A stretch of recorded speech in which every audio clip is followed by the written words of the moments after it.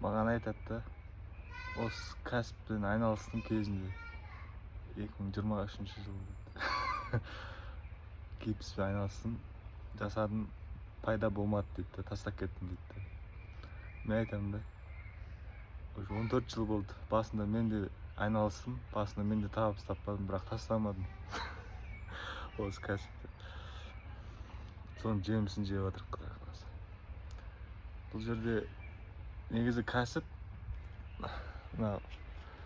кәсіпке байланысты емес қой. Табыс түсу түспеу. Бұл адамның өзіне байланысты ше.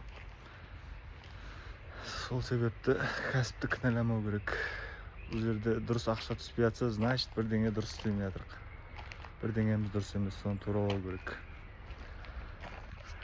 Тіркеліп лайк басып қойыңыздар. Тастамадық, зато мынандай үйлерді бастамадық деп. Сондай қалды. Көлік те алдық, үй де алдық.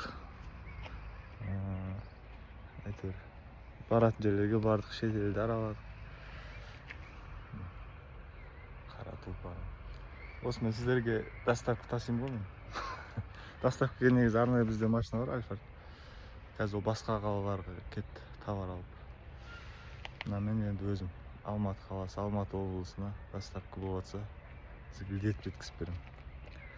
Сол айтайын деген, главный, сынбаңыздар. Егер істеп жатқан кәсіптеріңіз өтпей жатса, значит сіз бірдеңе дұрыс істеп жатқан жоқсыз.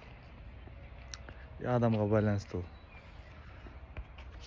Жалқау болмау керек қой, главный. Қайтпау керек. И цель болу керек та. Неме айналыссаң да, целің болмаса, сен соған жете алмайсың. Әшін просто айналысып көрем, болса болды, болмаса тастай салым десе, ол любой кәсіп 100% жабылады. Тіркеліп алыңыздар, көз алдарыңызда, Құдай қаласа қалай көтеріліп жатқанын көресіздер, иншалла.